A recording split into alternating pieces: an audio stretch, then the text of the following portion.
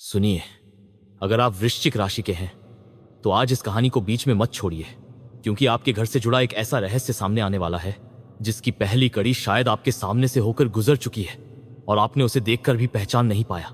कल्पना कीजिए, सुबह का समय है, रास्ता वही है जिससे आप कई बार गुजर चुके हैं, आसपास वही दुकानें, वही पेड़, वही आवाजें, लेकिन आज उस रास्ते पर एक छोटी सी चीज पड़ी है, इतनी साधारण कि कोई भी उसे देखकर आगे बढ़ जाए।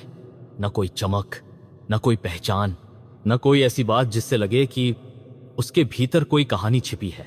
लेकिन वृश्चिक राशि वालों की एक आदत होती है, वे हर चीज को सिर्फ आंखों से नहीं देखते, वे वातावरण को पढ़ते हैं, वे खामोशी में छिपी हलचल सुन लेते हैं और कभी कभी वही चीज जिसे दुनिया बेकार समझकर छोड़ देती है उनके लिए किसी बंद दरवाजे की पहली चाबी बन जाती है। आज की कहानी भी कुछ ऐसी ही है।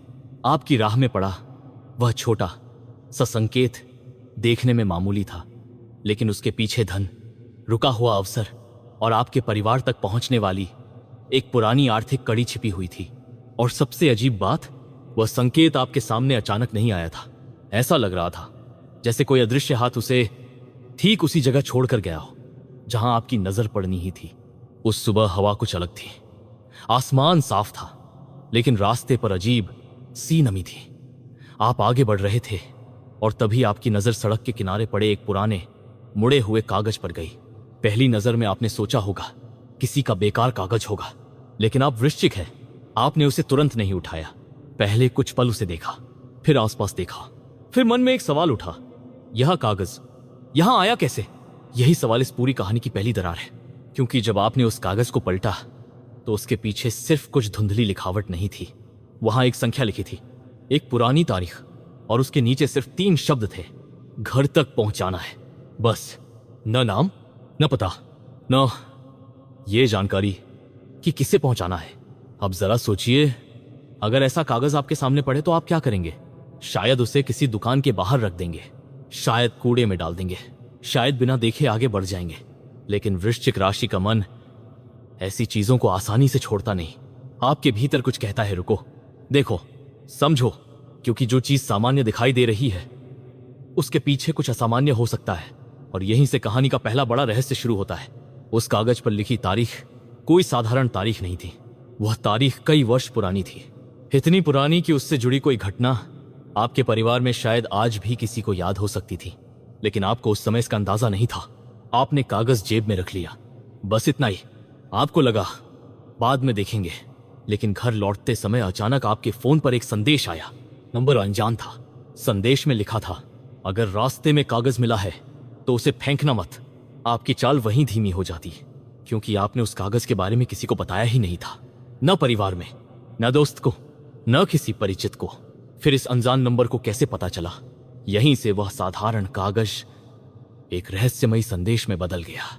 और अब सवाल सिर्फ यह नहीं था कि कागज किसका है, सवाल यह था कि कोई आपको देख रहा था या नहीं। क्या किसी ने जानबूझकर वह कागज आपकी राह में रखा था, या फिर यह केवल एक संयोग था? लेकिन वृश्चिक राशि वालों के जीवन में संयोग अक्सर तभी अर्थपूर्ण लगता है जब उसके पीछे कोई अधूरी कहानी छिपी हो। आपने संदेश का जवाब नहीं दिया, ये आपकी स्वाभाविक सावधानी थी।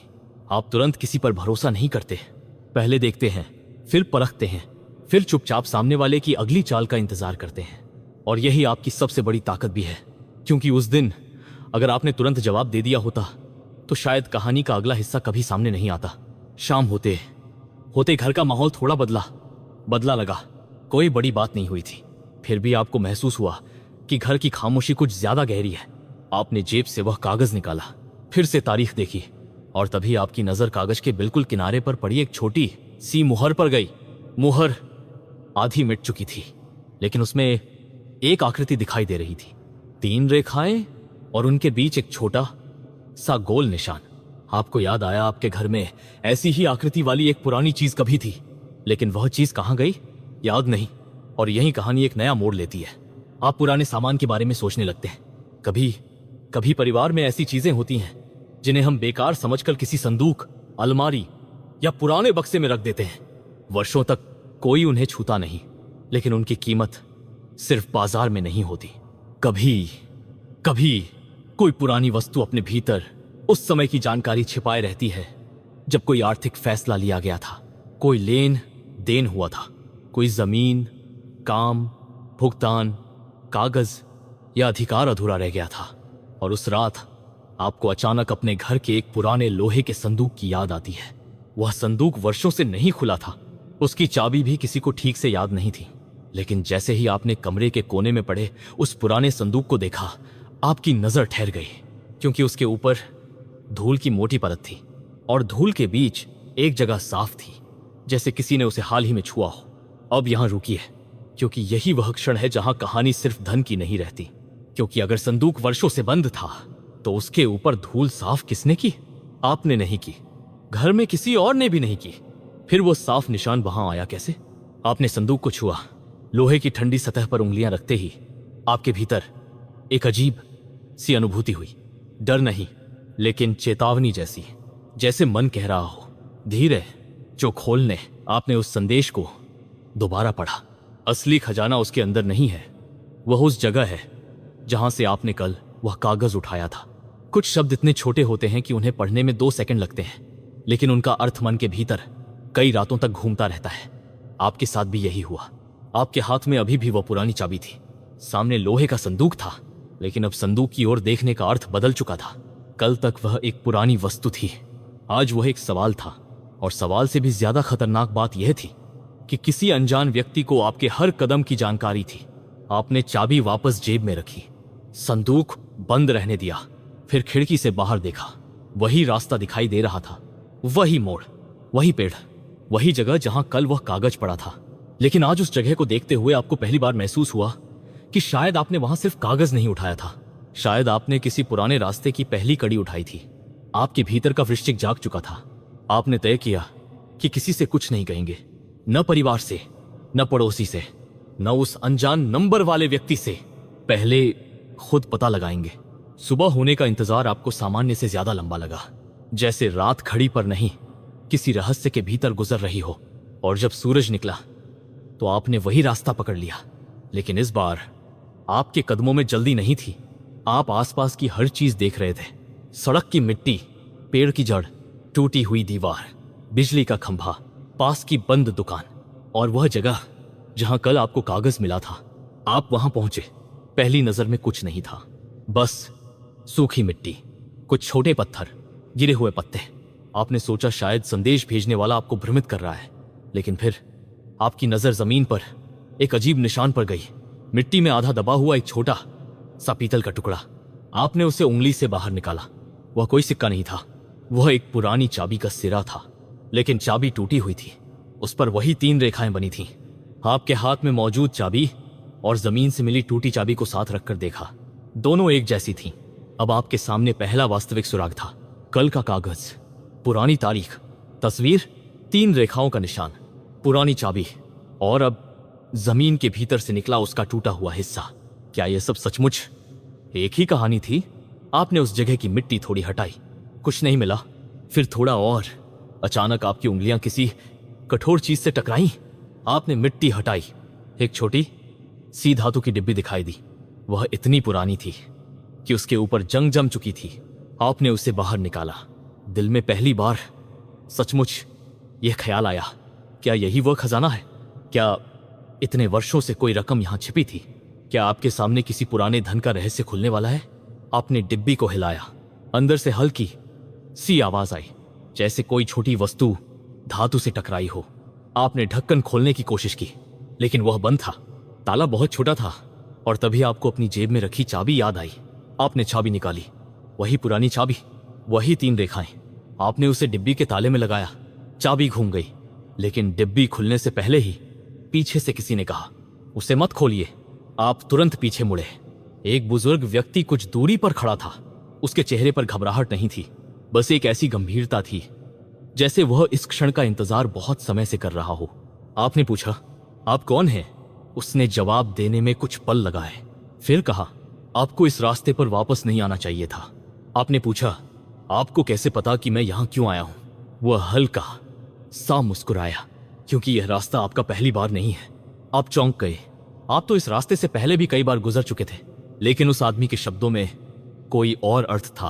उसने कहा, आप पहले भी यहां से गुजरे हैं, बहुत साल पहले, बस आपको याद नहीं। अब आपके भीतर जैसे कोई पुरानी तस्वीर हिली। क्या बचपन, क्या परिवार के साथ कोई घटना, क्या किसी पुराने काम से जुड़ी यात्रा? आपको कुछ साफ याद नहीं आया। उस आदमी ने डिब्बी की तरफ देखा।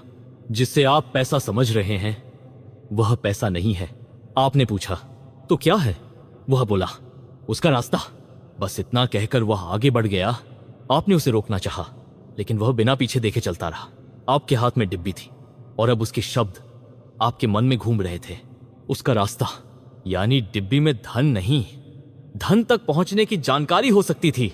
पुराना अधिकार, पुराना भुगतान, किसी काम की अधूरी हिस्सेदारी, या ऐसा अवसर जो कभी आपके परिवार के हाथ से निकल गया था। आपने डिब्बी खोली। अंदर सिर्फ एक छोटा कागज था और कागज पर एक जगह का नाम। वह नाम पढ़ते ही आपका दिल बैठ सा गया, क्योंकि वह जगह आपके परिवार से जुड़ी थी।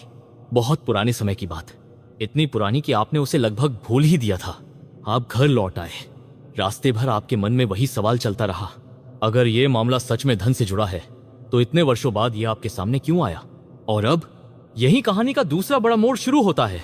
आपने घर आकर परिवार के एक बुजुर्ग सदस्य से उस जगह का नाम पूछा। पहले तो उन्होंने चुप्पी साध ली, फिर आपकी तरफ देखा और बोले, तुम्हें यह नाम किसने बताया? आपने कहा, एक कागज पर मिला। उन्होंने तुरंत जवाब दिया, वह कागज तुम्हें नहीं मिलना चाहिए था।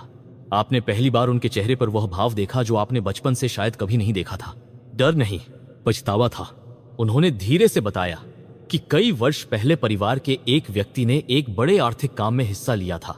काम पूरा होने वाला था, भुगतान भी तय था, लेकिन आखिरी समय पर कुछ ऐसा हुआ कि पैसा परिवार तक नहीं पहुंचा। माम, आपने उस कागज को हाथ में उठाया और कुछ क्षण तक बिल्कुल स्थिर खड़े रहे।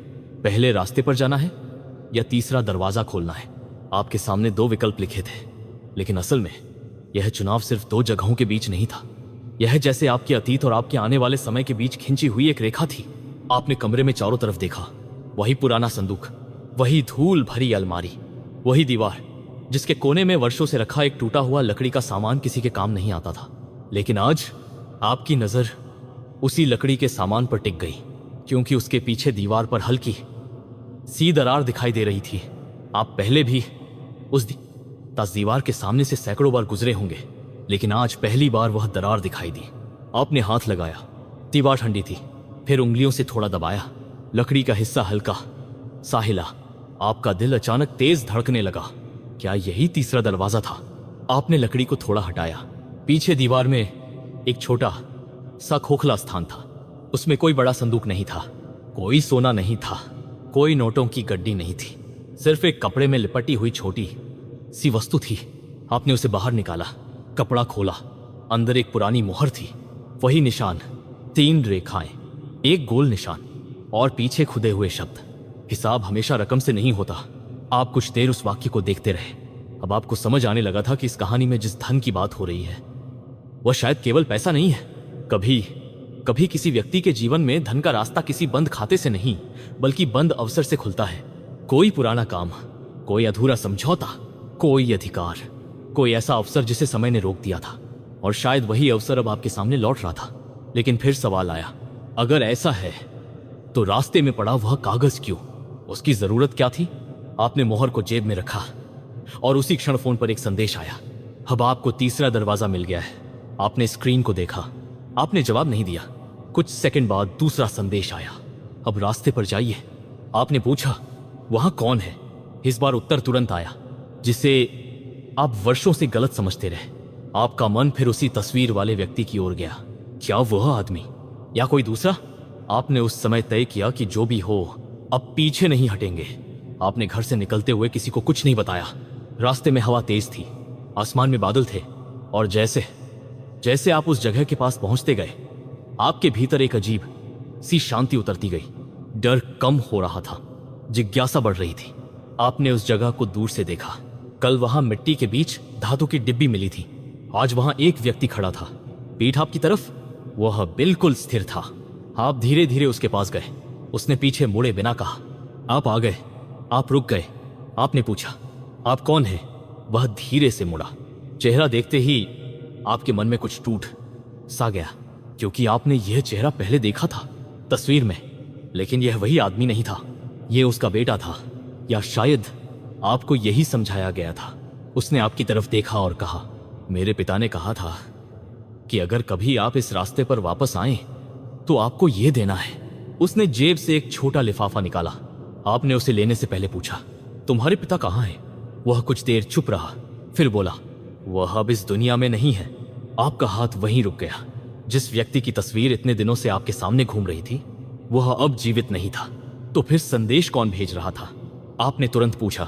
फिर मेरे फोन पर उनके नंबर से संदेश कौन भेज रहा है? उसके चेहरे पर पहली बार गंभीरता आई। आपको उनके नंबर से संदेश मिल रहे हैं? आपने फोन दिखाया। उसने स्क्रीन देखी, फिर बहुत देर तक कुछ नहीं बोला। यह संभव नहीं है। आपने पूछा, क्यों? उसने कहा, क्योंकि वह नंबर उनके गुजरने के बाद बंद कर दिया गया था। आपके भीतर ठंड सी दौड़ गई। तो फिर संदेश कौन भेज रहा था? और वह व्यक्ति आपके हर कदम को कैसे जानता था? अब तक आपको लग रहा था कि कोई पुराना आर्थिक रहस्य धीरे धीरे खुल रहा है, लेकिन अब कहानी में एक ऐसा हिस्सा आ चुका था जिसका कोई सीधा उत्तर नहीं था। उस युवक ने लिफाफा आपकी ओर बढ़ाया। इसे मेरे पिता ने मुझे बहुत पहले दिया था। आपने पूछा, कब? लगभग 7 साल पहले। फिर अभी क्यों? वह बोला, क्योंकि उन्होंने कहा था कि इसे तभी देना जब आपके घर में वही 3 रेखाओं वाला निशान फिर दिखाई दे। आपने मुहर की ओर देखा। फिर उसने कहा, और कल रात मैंने वही निशान आपके घर की तस्वीर में देखा। आपने चौंकर पूछा, मेरे घर की तस्वीर तुम्हारे पास कैसे आई? उसने सिर झुका लिया। वह मैंने नहीं भेजी थी। कुछ क्षण के लिए दोनों चुप रहे। हवा में सूखे पत्ते घूम रहे थे। आपके हाथ में लिफाफा था और सामने एक ऐसा व्यक्ति था जो खुद इस रहस्य का पूरा अर्थ नहीं जानता था। आपने लिफाफा खोला। अंदर एक पुराना दस्तावेज था।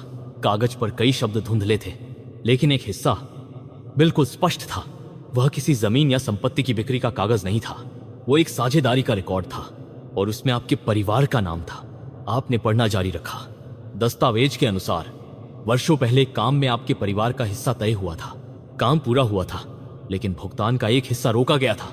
कारण लिखा था, अगले उत्तराधिकारी की पहचान होने तक। आपकी उंगलियां कागज पर जम गईं। अगला उत्तराधिकारी कौन? आपके परिवार में तो ऐसी कोई बात कभी नहीं हुई थी। उस युवक ने धीमे से कहा, मेरे पिता हमेशा कहते थे कि असली रकम किसी बैंक में नहीं है। आपने उसकी ओर देखा। तो कहां है? उसने कहा, उसका रास्ता उस व्यक्ति के पास है जिसे अभी तक पता ही नहीं कि वह